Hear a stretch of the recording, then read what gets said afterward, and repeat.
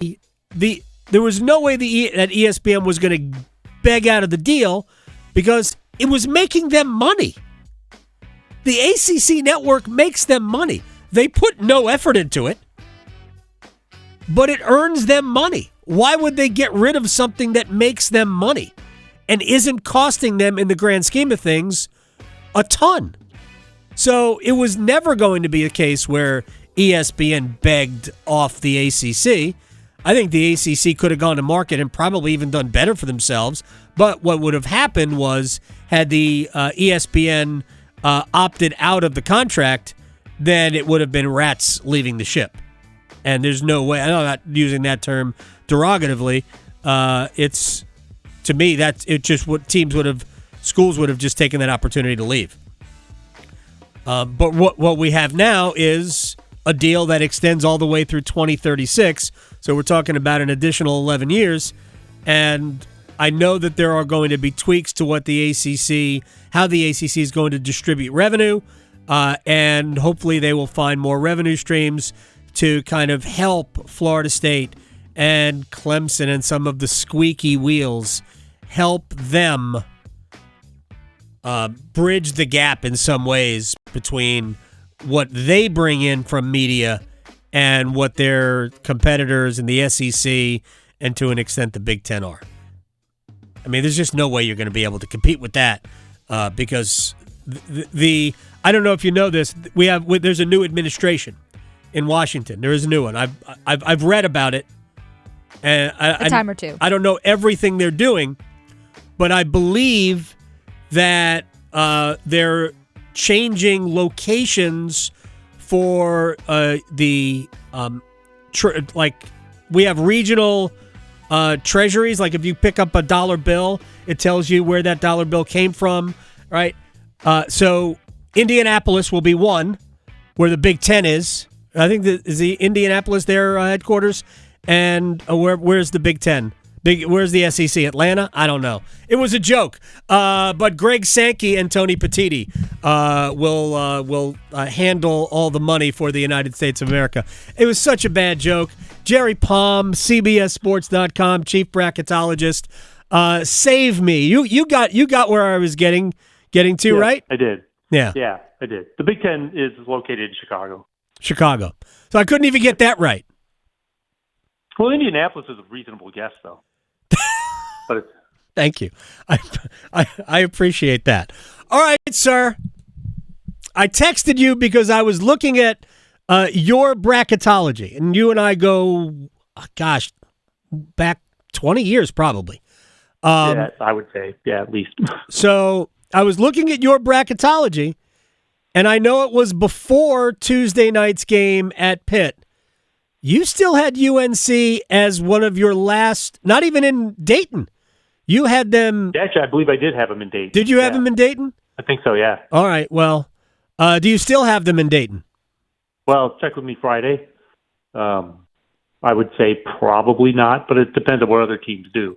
That part of the bracket is not the kinds of teams that are winning all the time. But right. This is a really important part of the season for North Carolina because that Pitt game is the first of 4 out of 5 on the road, and the first 4 of those are all teams in the bracket. So, home and home with Pitt, sandwiched around the road game at Duke, followed by the road game at Clemson, and then a road game at Syracuse, which is a game that you'd think that North Carolina would be favored in, and because Syracuse is not having a particularly good year, but it's a trap game because you're coming off of 4, right? Really important games, and it's your 4th out of 5 on the road. So, North Carolina's tournament hopes are largely going to be, I think, make or break over this 5-game stretch, and of course they lost the first of those. And they're probably going to lose the second. So, I haven't looked at a point spread yet, but my guess is that it'll be somewhere in the neighborhood of 15, anywhere from 15 to 17 points. And I can't even fathom the last time North Carolina was a significant double-digit underdog in a game against Duke. I just can't remember. I know we've had or the other way around. I know we've had games where they were double-digit underdogs, and same thing for Duke against UNC, but this is going to be closer to 20 than it is to 10. Yeah, this is going to be more like 3 touchdowns. So, yeah, it's a pretty big number, I'm sure.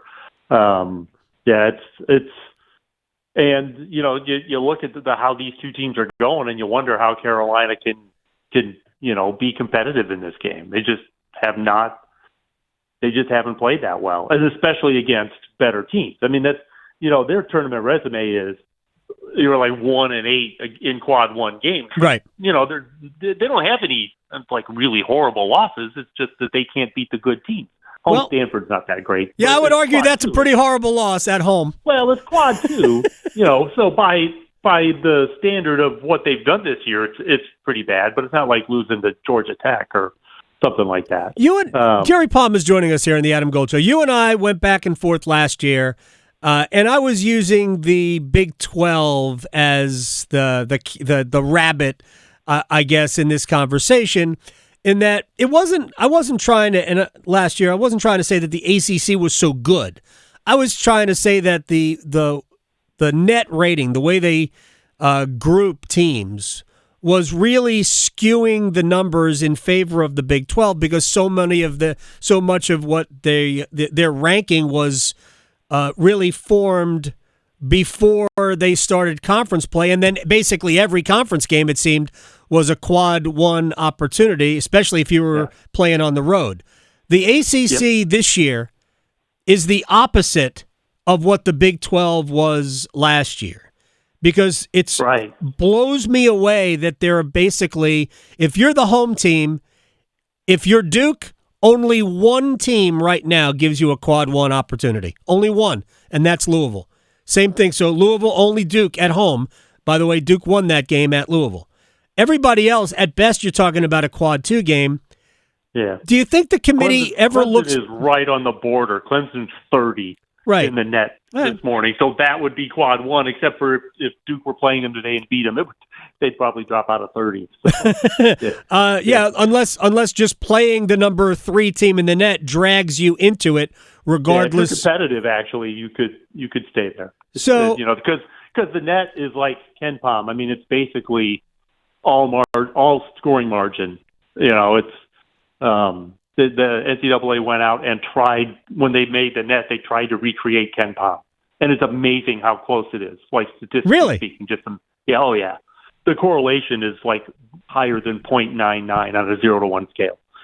The correlation of rankings. We don't get to compare raw numbers because the NCAA doesn't give raw numbers, but which would be a better analysis of that. That's fascinating to me. How close is it to Bart Torvik? That's also pretty high. Yeah. Okay. But I mean, Ken Pom is the one it's just insanely close to. But they're more than 0.9 on even the ones that aren't margin of victory. But the one that it's just unbelievably. It's like they went out and tried to recreate his rankings without having his formula. It's as close as you could get to that. Recreating what he did without having his formula. It's amazing. That is interesting. Yet, those rankings don't mean much once you actually get into the discussions. They don't talk a lot about the individual teams' computer rankings. Right. I understand that, but what matters, and what mattered last year, and what will matter this year, is how you do against the teams that are good in those numbers. So, I mean, they can say it doesn't matter, but it kind of does. Yeah, it does. In a transitive way. So, Jerry Palm is joining us here on the Adam Gold Show. Based on that, there's not a lot of teams in the ACC that can really improve their standing based on quad one. I guess if you lumped quad two in, you could certainly improve that way.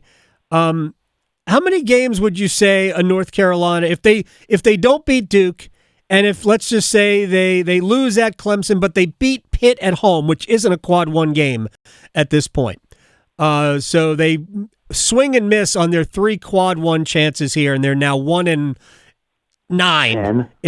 something in quad 1 games. How many games do you think they would need to win in the league to put themselves in position to grab an at-large bid? I mean, as far as I'm concerned, they have to win every game they're favored to win. Because if you're not going to win the ones where you're an underdog, which is basically what you're talking about, right? They might be favored at home against Pitt. If you're not going to win the game, if you're going to be something like 1-10 in quad 1 games, I mean, I don't know how you make the tournament. Honestly, that is, I don't know that anybody's ever made the tournament with that bad of a record in quad 1. You know, you might get the occasional team that has got, maybe just 1 or sometimes even 0. I'd have to go back and look, but it would be 0 out of like 3. Right. Exactly. If you have 11 chances to win quad 1 games and you only get 1, that just screams we're not an NCAA tournament team. So I think that they need, multiple quad 1 wins, but they also can't. They're not in a position to lose to anyone else anymore. That right. Stanford game is it. In terms of losing to teams that can hurt you. They have to win all of the games that they should win, that they're favored to win, and then try and steal something else, whether it's in the regular season or conference tournament or something. But, at some point, if they're 1-10, even if they're winning the rest of the games that they should win, 1-10 is going to be hard to put them in the tournament. All right, final thing for you, Jerry Palm, CBSSports.com, our chief bracketologist, their chief bracketologist, and they're the one who employs him. I just have his phone number.